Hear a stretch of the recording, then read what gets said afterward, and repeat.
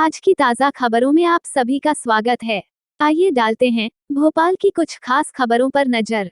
भोपाल में होटल सयाजी में भारतीय कंपनी सचिव संस्थान के द्वारा 2 दिन कॉन्फ्रेंस का आयोजन किया गया था, जिसमें भोपाल चैप्टर ऑफ आईसीएसआई के द्वारा 18 एवं 19 मार्च को कॉन्फ्रेंस का आयोजन रखा गया, जिसमें विभिन्न मुद्दों को लेकर चर्चा की गई एवं वित्त मंत्री जगदीश देवड़ा भी इस कॉन्फ्रेंस का हिस्सा रहे।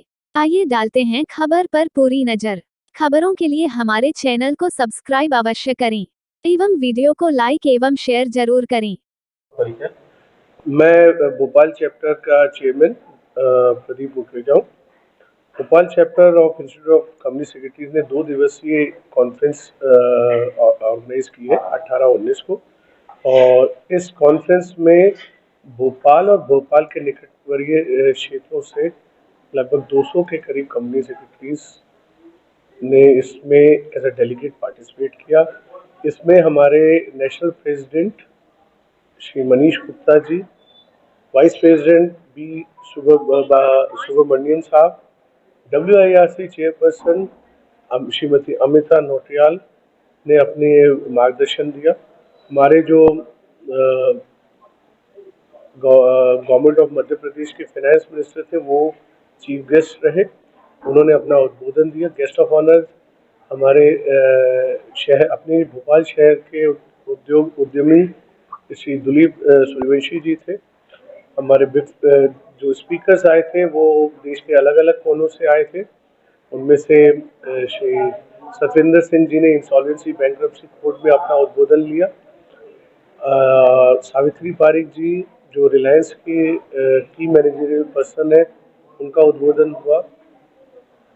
बी सुब्रमण्यम साहब जो हमारे वाइस प्रेसिडेंट हैं, उन्होंने अपना उल्लेख दिया कि क्या क्या इस समय कॉर्पोरेट जगत में बदलाव हो रहे हैं, उन बदलावों से हमारे जो प्रोफेशनल कलीग हैं उनको किस तरीके से आगे बढ़ना चाहिए उस और अपनी प्रोफेशनल जो कहते हैं नॉलेज को आगे बढ़ाना चाहिए। गवर्नमेंट बिंदुओं को लेकर चर्चा की गई थी। मुख्य बिंदु तो कॉर्पोरेट लॉ थे, लेकिन जब हमारा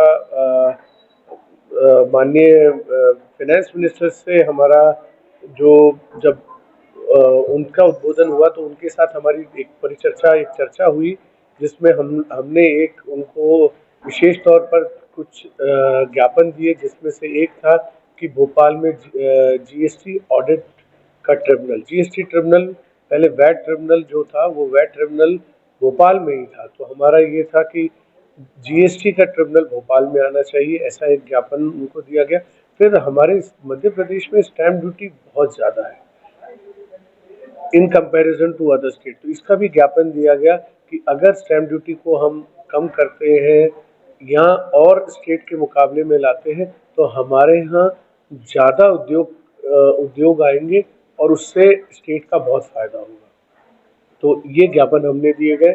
और जो परिचर्चा हुई थी वो कॉर्पोरेट लॉज के संबंधी हुई थी कि कॉर्पोरेट लॉ में इस समय क्या क्या बदलाव आए हैं और किस तरीके से कंपनीज एक्ट में चेंजेस आए हैं, IB इंसॉल्वेंसी बैंक्रप्सी कोड में आए हैं, और कॉपरेटिव जो एक बहुत बड़ा इस बार बजट में माननीय वित्त मंत्री जी ने कॉपरेटिव की तरफ अपना उल्लेख दिया था, उस उल्लेख को कैसे हम लोग आगे क्रियान्वयन कर सकते हैं, तो उस पर कॉपरेटिव में भी हमारी परिचर्चा हुई। तो फाइनेंस मिनिस्टर थे वो सेंट्रल से थे या फिर स्टेट से थे?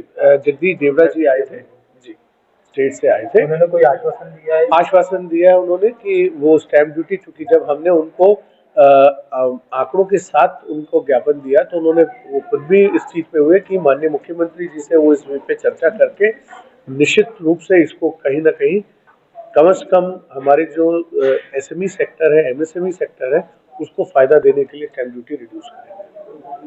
कोविड के बाद भी बड़ी इंडस्ट्री काफी हिट हुई है, उसके बाद भी गवर्नमेंट की तरफ से कोई सहायता नहीं दी जाती है। नहीं देखिए, तो ऊपर से जो टैक्सेस है और जो GST है वो रिड्यूस भी नहीं हो रही है। देखिए क्या था कि कोविड के समय पे, अब चूंकि कोविड को गए हुए भी अब इतना समय हो गया है, तो अब उसमें उन्होंने जो सहायता देनी थी उन्होंने बैंकों के माध्यम से और विभिन्न तरीके से दी गई।